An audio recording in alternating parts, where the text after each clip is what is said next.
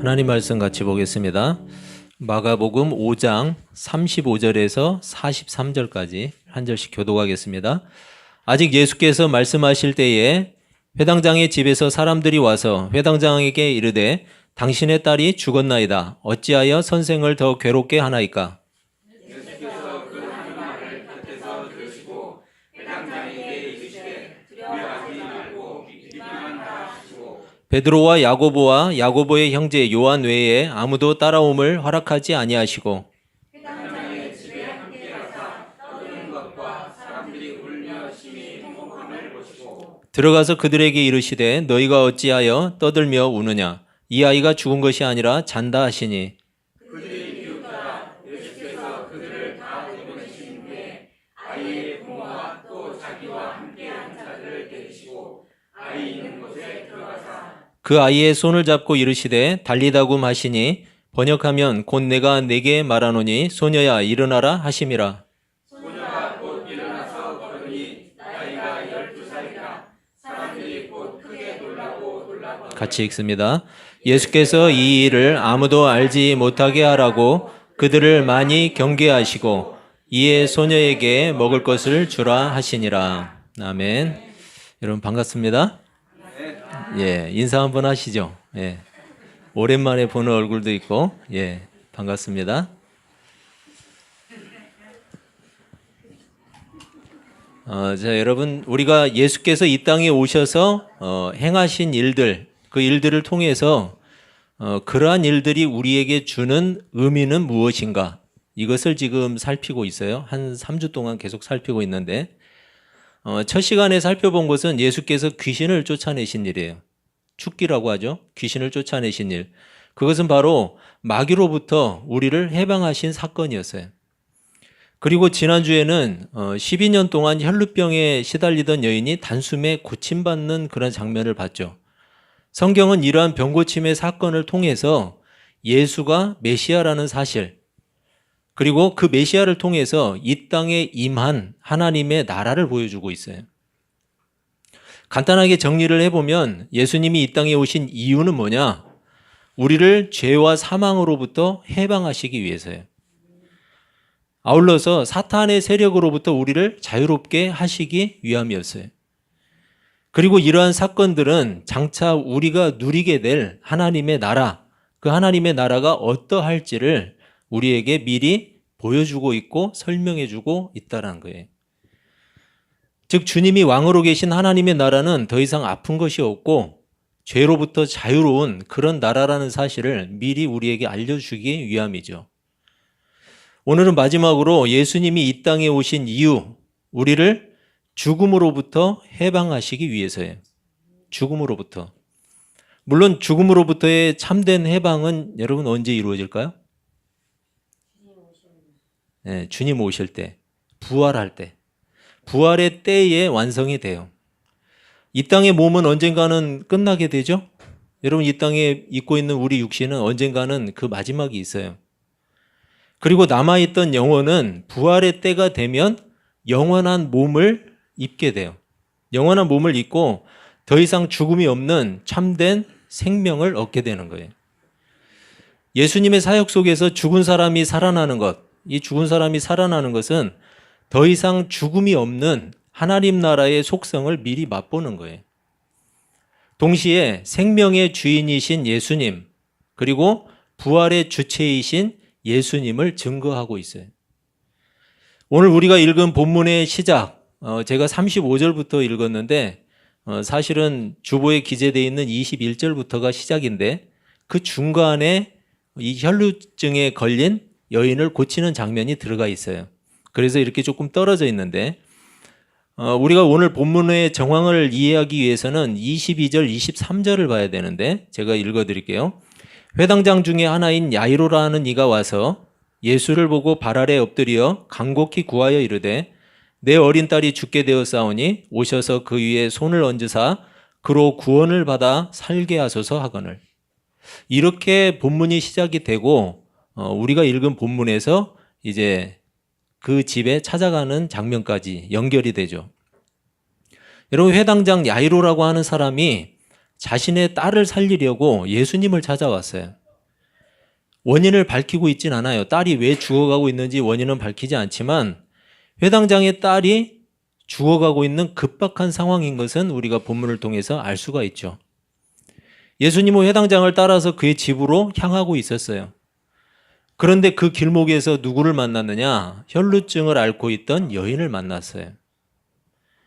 예수님은 여인으로 인해서 시간을 지체하게 되었어요. 다행히 여인은 고침을 받았죠. 우리가 지난주에 살펴본 것 같이 고침을 받았는데 회당장의 딸은 어떻게 됐어요? 죽어버렸어요. 회당장의 집에서 온 사람들이 소식을 전하는데 이미 딸이 죽었기 때문에 더 이상 애쓰지 말라고 말하고 있어요.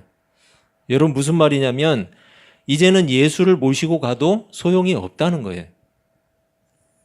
하지만 예수님은 야이로에게 이렇게 말씀하시죠. 두려워하지 말고 믿기만 하라. 아마 야이로는 혈루증을 앓던 그 여인을 원망했을지도 몰라요. 왜냐하면 예수님이 조금만 더 빨리 자신의 집으로 갔다면 아마도 자신의 딸이 살았을지도 모른다는 생각을 가질 수밖에 없죠. 하지만 예수님에게 시간은 장애가 될 수 없었어요. 예수님은 자신을 증거하는 일에 뜻을 두셨고 그리고 복음을 선포하는 일에 뜻을 두셨어요. 그래서 회당장 야이로에게 믿음을 가지라고 말씀하셨어요. 회당장의 집에 도착해서 곡하는 사람들에게 조용히 하라고 말하고 아이가 죽은 것이 아니라 잔다고 하시죠. 그런데 사람들은 비웃었어요. 이미 죽은 아이를 잔다고 표현한 것, 이 잔다고 표현한 것은 곧 살아날 것을 염두에 두고 있었던 거죠. 예수님이 아이의 손을 잡고 일어나라고 말씀하셨어요. 그러자 그 아이가 일어나서 걸었어요. 여러분 율법에 의하면 죽은 사람을 만지는 일, 죽은 사람을 만지는 것은 7일 동안 부정하게 되는 그런 규례가 있어요. 율법에서 규정하고 있죠. 하지만 그 소녀는 예수님이 손을 잡고 일어나라고 말함과 동시에 곧바로 살아났어요. 따라서 시체의 부정함이 예수님에게 전달된 것이 아니라 예수님의 정결함이 그 소녀에게 전달됐던 거예요. 그 소녀가 살아났잖아요. 율법은 시체를 통해서 전염될 수 있는 불결함이나 아니면 감염을 막고자 했던 거예요. 그래서 율법에 규정하고 있었죠. 하지만 율법의 완성이신 예수님은 시체의 부정함을 정결하게 하셨어요. 그리고 그 소녀를 살리셨어요. 능력이 어디로부터 나온다는 거예요? 능력은 하나님께로부터 나온다는 것을 알려주고 있어요. 그런데 예수님은 이 일을 아무도 알지 못하게 하라고 지시를 하죠. 아무도 알지 못하게 하라. 왜 그러셨을까요? 오히려 예수님이 죽은 자를 살아나게 했으면 예수님을 더 알려야 되는 거 아니에요? 여러분 이 일은 분명히 메시아의 표적이었어요. 메시아의 표적인데 예수님이 알리지 말라고 이야기하고 있어요. 왜냐하면 당시 유대인들이 가지고 있던 메시아관, 이들이 생각했던 메시아는 어떤 메시아냐? 군사력을 동원해서 자신들을 해방시킬 수 있는 정치적인 메시아였어요. 사람들이 원하는 메시아가 바로 정치적인 메시아였기 때문에 여러분 이런 일들을 사람들에게 알리는 일, 그것은 사람들을 오해시킬 수 있는 거예요. 예수님이 이루실 해방과 구원은 어떤 거였어요? 여러분 전혀 다른 차원의 일이었죠. 고난과 죽음의 길이었어요. 예수님이 갈 길은 고난이었고 죽음의 길이었어요. 지금도 얼마나 많은 사람들이 성경을 오해하고 있는지 몰라요. 여러분 하나님이 언제 성경에 나오는 거 잘 배워서 환자 고치라고 했나요? 성경에 나오는 거 잘 배워가지고 환자 고쳐라. 잘 배워가지고 사람 살려라. 그런 말 하신 적 있는가요? 없잖아요. 이 땅에 오신 목적이 그게 아니라는 거죠. 성경이 왜 그런 일들을 증거하고 있는지 그 의도를 파악하는 일이 얼마나 중요한가, 그것을 우리에게 말씀하고 있어요. 그런데 그런 일에는 전혀 관심을 두지 않고 예수님이 그런 일들을 하셨으니까 자기들도 해야 되겠다는 거예요. 예수님이 하셨으니까 자기들도 하겠다. 자기가 하나님처럼 되고 싶은 걸까요? 이렇게 하나님을 오해하고 예수님이 이 땅에 오신 이유도 왜곡해버리고 성경도 전혀 모르는 사람들 때문에 하나님이 그렇게 말씀하시는 거예요. 이 일을 아무도 알지 못하게 하라. 그래서 알리지 않으려고 하는 거죠. 여러분, 하나님이 섭리하시는 일은 사람이 계산할 수 없어요. 사람이 계산할 일이 아니에요. 다만 양이 목자의 음성을 알듯이 신자는 주님의 음성을 들어요. 신자는 주님의 음성을 듣고 따르게 돼 있어요.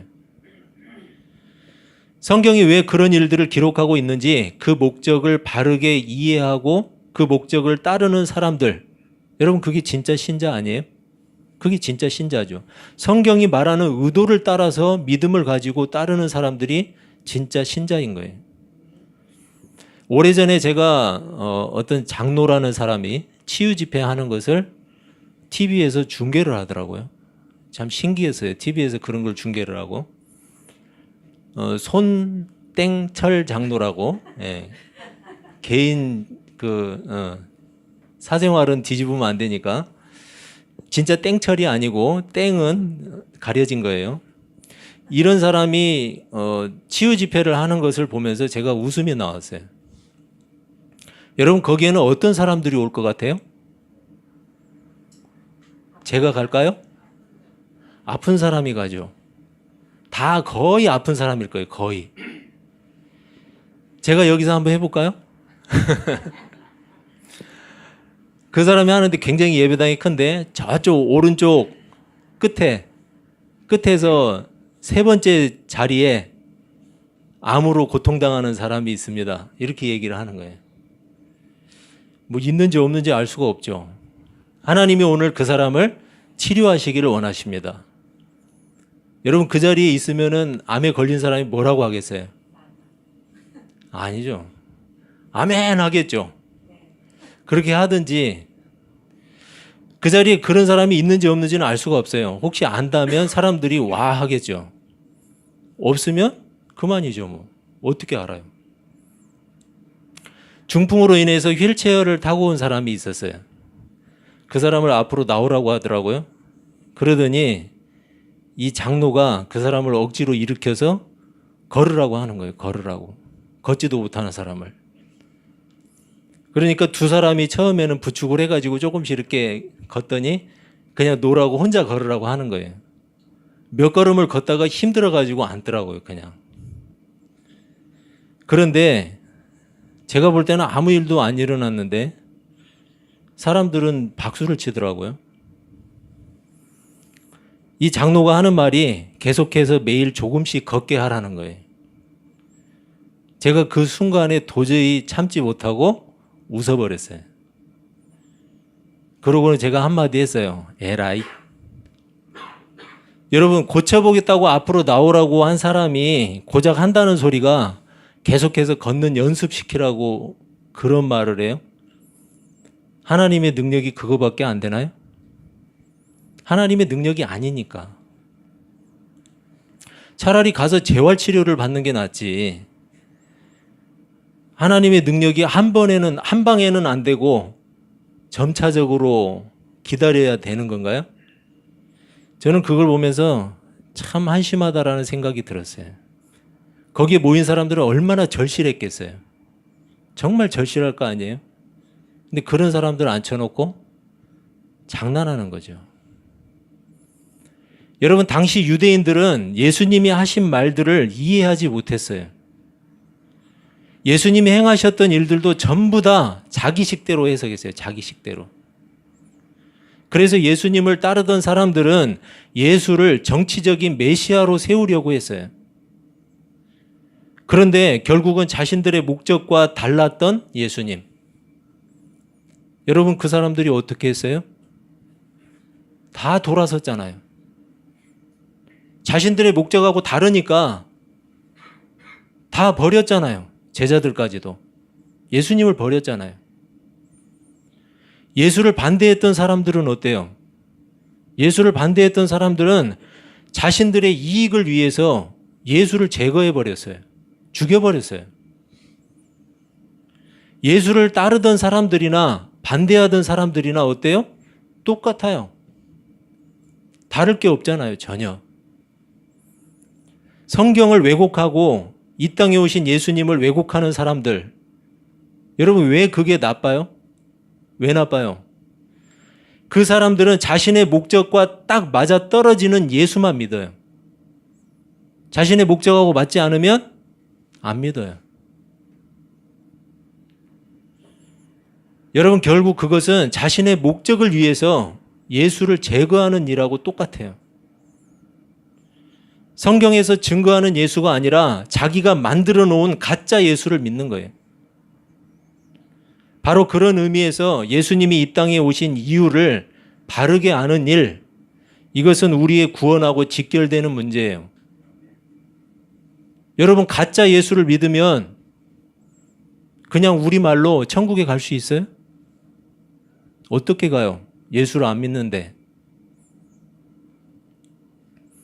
계속해서 고집스럽게 자신의 목적을 위해서만 예수를 믿고자 하는 사람이 있다면 아마도 그 사람은 예수님이 이 땅에 오신 이유와는 거리가 먼 사람일 거예요. 예수님은 메시아로 이 땅에 오셨어요. 죄로 인해서 타락하고 저주와 고통 속에 빠져 있는 이 땅, 또한 결국 영원한 죽음으로 향하게 될 이 땅의 인간들에게 참 생명을 주시기 위해서 오신 거예요. 예수님은 여러 가지 이적을 통해서 자신이 바로 그 메시아임을 증거하고 있어요. 성경은 이미 메시아가 이 땅에 오실 일을 예언했어요. 그리고 예수님은 그 예언대로 이 땅에 오셨고 메시아의 증거들을 나타내셨던 거예요. 예수님은 또한 이 땅에 하나님의 나라를 선포하셨어요. 하나님의 나라. 그리고 여러 가지 이적들을 통해서 장차 임할 하나님의 나라가 어떠할지를 미리 보여주었어요. 모든 고통의 눈물을 닦아주시고 다시는 사망이 없고 애통하는 것이나 곡하는 것이나 아픈 것이 다시는 없는 그 하나님의 나라를 미리 보여주신 거예요.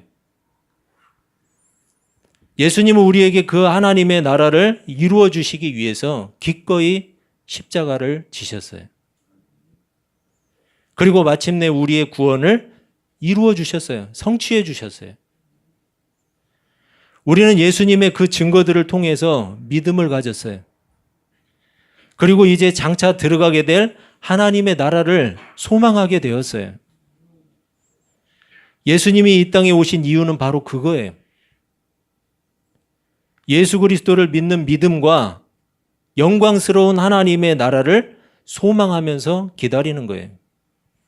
여러분 그거 외에 예수님이 이 땅에 오신 이유는 아무것도 없어요. 여러분 예수 그리스도의 복음을 왜곡하지 맙시다. 복음을 왜곡하는 일은 자기 자신을 불행하게 만들어요. 그리고 다른 사람을 불행하게 만드는 일이에요. 목사가 예수가 하는 일을 하겠다고 복음은 버리고 자기 인기를 위해서 자기의 목회의 성공을 위해서 더 큰 교회를 만들기 위해서 자기 욕심으로 그런 일들을 행한다면 그 사람이 가장 지옥하고 가까워요. 여러분 예수님이 이 땅에 오신 이유를 분명하게 배웠어요. 듣고 깨닫는 사람은 복된 거예요. 우리 중에 아무도 핑계할 수 없어요. 왜냐하면 예수님은 이미 복음을 통해서 증거하셨어요. 예수께서 이 땅에 오신 일이 항상 우리에게 복음이 되기를 바랍니다. 성경의 모든 증거들 역시 우리에게 복음이 되기를 바랍니다. 예수님이 이 땅에 오신 이유가 우리에게 기쁨이 되고 감격이 되고 비록 힘겨울 때도 있지만 이 땅을 소망 가운데 살아갈 이유가 될 수 있기를 예수 그리스도의 이름으로 축원합니다. 기도하겠습니다.